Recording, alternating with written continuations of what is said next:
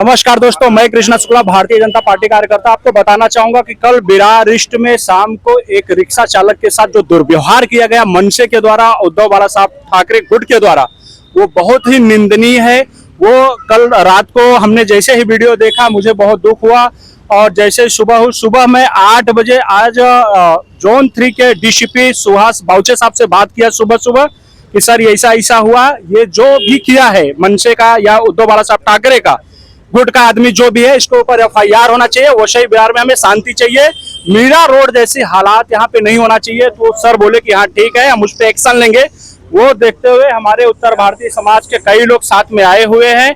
हम लोग अभी गए डीसीपी साहब से, PI साहब से जब बात किए तो साहब ने बोला कि वो जो घटना को अंजाम दिए कल, हम उन सब पे FIR करेंगे। ऐसे में यहाँ पे बहुत सारे हमारे मित्र आए हुए हैं। जैसे कि हम सिंपम सिंह जी से शुरुआत करना चाहते हैं कि कल के घटना के बारे में आप कुछ संक्षिप्त में बताना चाहेंगे, बोलना चाहेंगे उस विषय पर। जय श्री राम, छत्रपति शिवाजी महाराज की जय हो। हम लोग महाराष्ट्र में रहते हैं और हम यहाँ हमारी कर्म भूमि है, और जो यहाँ पे हो रहा है पर प्रांति या हिंदू भाइयों के साथ में, मैं इतना ही करना चाहता हूँ कि ये चुनाव जो नगर पालिका का आ रहा है, जिसके पास कुछ काम नहीं है, जो कि अभी तक न विधानसभा में है न वो लोग राज्य में है, वो ऐसे राजनीति कर रहे हैं कि उनके जो हमारे मराठी भाई है उनके साथ जुड़े, सिर्फ वो अपने राजनीति के लिए हम सभी को लड़ा रहे हैं एक दूसरे को, और हमारे हिंदू भाई को बांट रहे हैं। यहाँ पे पहले इसका विरोध होना चाहिए, क्योंकि ये मुसलमानों के साथ में क्यों नहीं दुष्व्यवहार कर रहे हैं। वो हिंदी बोलते हैं, वो यहाँ पे जितने मौलवी हैं, जो स्कूल मदरसा है वहाँ पे उर्दू में बात होता है, तो वो लोग उनका विरोध क्यों नहीं करते हैं।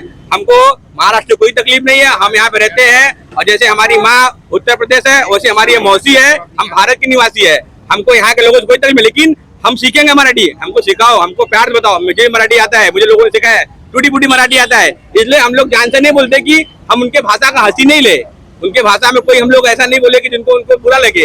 इसलिए हमारे जो भी उत्तर भारतीय है वो कम मराठी बोलना चाहते हैं, सिर्फ इसलिए कि हमारा मराठी जो है, मराठी शब्द है, वो इतना आसान नहीं है, सीखने में टाइम जाता है। आदमी अगर इतना ही आसान से सीखता तो आज हर एक गरीब आदमी अच्छे रैंक पे होता।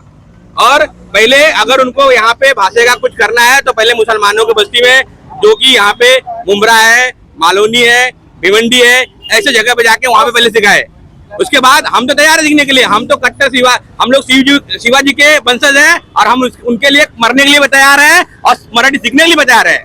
लेकिन कोई दबाव में नहीं और कोई गुंडागर्दी में नहीं, प्यार से बोलेंगे तो उनका चप्पल सर पर रखेंगे, क्योंकि हम यहाँ पे खाते हैं, यहाँ पीते हैं, यहाँ रहते हैं, यहाँ से बड़े बने हैं। तो पहले हम चाहेंगे कि आप पहले उन लोगों को सिखाओ जो विदेश से आए हुए हैं, यहाँ पे अंग्रेज है, नाइजेरियन है और मुस्लिम है, ऐसे बहुत लोग हैं जो बांग्लादेशी है, उनके बारे में सोचो ना। हमारे हिंदू भाई के बारे में क्यों सोचो। हम तो लड़े हैं साथ में, हम 500 वर्ष से साथ में लड़े हैं आपने। अच्छा, आपको बताना चाहूंगा कि हमारे भारतीय जनता पार्टी उत्तर भारतीय मोर्चा के जिला अध्यक्ष संतोष यादव जी हैं, आप भी कुछ अपना प्रतिक्रिया व्यक्त करना चाहेंगे? बिल्कुल करूंगा। जो ये महाराष्ट्र में हो रहा है बहुत ही निंदनीय है। हमारे वसई विरार में हम लोग 70% उत्तर भारतीय है। हमारे साथ भी ऐसी घटना कल हमारे एक रिक्शा वाले भाई के साथ में घटा, जिसका मैं पुरजोर तरीके से विरोध करता हूँ, और विरार के PI से निवेदन करूंगा कि जो भी आरोपी उसमें दिख रहे हैं उनके ऊपर सख्त से सख्त कार्रवाई हो, और आगे नाला सुपारा वसई विरार में ऐसी घटना ना घटे, इसके लिए भी ये कुछ ना कुछ ठोस कदम उठाए। आप कुछ बोलना चाहेंगे? बोलना यही चाहेंगे कि जो है कल का जो परसों का विषय था, 4-5 दिन पहले उसको रिक्शा वाले को उकसा के बुलवाए। वो थोड़ा बोलने टाइप में था, चलो ठीक है बोला उसने तो बोला, तो उसके खिलाफ आप लोग को क्या करना चाहिए था? कंप्लेन करना चाहिए था। आप हर रास्ते पे उसको खड़ा करके बोलो कि उद्धव ठाकरे जिंदाबाद, राज ठाकरे जिंदाबाद। अरे ठीक है, छत्रपति शिवाजी महाराज जिंदाबाद बोलने के लिए बोलो, उसको बोलेगा। वो नहीं बोलेगा तो क्यों नहीं बोलेगा? गलत है तब। लेकिन तुम पार्टीवाद का नाम लेके जिंदाबाद करोगे और हिंदुत्व का नाम लेके जिंदाबाद करोगे, और वो भी एक हिंदू को मारे। जाओ कहीं जाके मार के दिखाओ, तुम्हारे में वो हिम्मत नहीं है। 100 बात की एक बात करके ये लोग उत्तर भारतीय भिड़ा रहे हैं। ये एक आज हिंदुत्व का मुद्दा है। आपके हिसाब से राजनीतिक रोटी सेक रहे हैं? अरे बिल्कुल सेक रहे हैं। जहाँ 0 पे थे अब वो क्या सोच रहे हैं 10 आ जाए, 10 भी नहीं आने वाले हैं। और जो एक फड़फड़ाए रहते इधर उधर, बाकी उनको छोड़ के चले गए। अभी क्या बचा क्या है? अच्छा, अभी आपको बताना चाहूंगा कि उत्तर भारतीय विकास सेना के राष्ट्रीय सचिव रिंकू सिंह जी भी बहुत एक्टिव है, उस घटने का विरोध किए। इनका भी मानना है कि उन लोगों के ऊपर FIR होना चाहिए। तो इस घटना के बारे में आप 2 शब्द कुछ बोलना चाहेंगे? क्यों नहीं बोलना चाहेंगे। अब जो ये घटना हुई है, ये घटना देखिए कि दो उत्तर भारतीय थे। दो, मुझे जहाँ तक मैं इस घटना के बारे में जानकारी निकाला हूँ तो मुझे इतना मालूम पड़ा है कि दूसरा उत्तर भारतीय जो बोल रहा था मराठी, तो उसने उससे कुछ बात किया। तो वो बोला कि भाई तुझे बोलना आता है तो तू बोल, मुझे नहीं बोलना आता है तो मैं नहीं बोल पा रहा हूँ।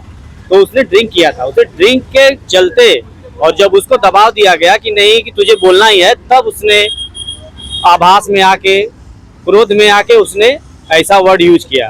तो ये जो वर्ड यूज किया था उसके लिए तो हम लोग मानते कि वो गलती है उसकी, लेकिन उसको उकसाया जा रहा था ऐसा करने के लिए, तो ये सब गलत है। बाकी अगर भाषा की बात है तो भाषा आप सिखा सकते हैं, प्यार से सिखा सकते हैं, सिखाओ, लेकिन किसी को मारो मत। मारना नहीं, मारना ये विकल्प नहीं है। और हम लोग जो है उसका वेट कर रहे हैं जो एफआईआर कराने वाला है। अरे लो एक्शन, कल इतना बड़ा हंगामा हो गया, इतना वीडियो निकल गया, अभी हम लोग कुछ लोग इकट्ठा हुए तो चलो बाहर चलो बाहर चलो, अभी ये दीवार के पास में खड़े हैं। शासन प्रशासन, वीडियो वायरल हो रहा है, वीडियो देख रहे हैं, तो शासन प्रशासन का कर्तव्य बनता है कि जो ऐसा कदम उठाया है, जो जिस लोगों ने मारा है उसके ऊपर बाकायदा एफआईआर करे। बाकी हम सरकार से ही चाहते हैं। और लेकिन रह गए हमारे विधायक जी और बाकी नेता लोग, अगर उनको फोन करते हैं किसी भी मुद्दे के लेके तो फोन नहीं उठता है। ये तो आपको भी मालूम है, आप भी थोड़ा सा उनके बारे में। ऐसा कुछ नहीं, मैं पार्टी का कार्यकर्ता होने के नाते आया हूँ।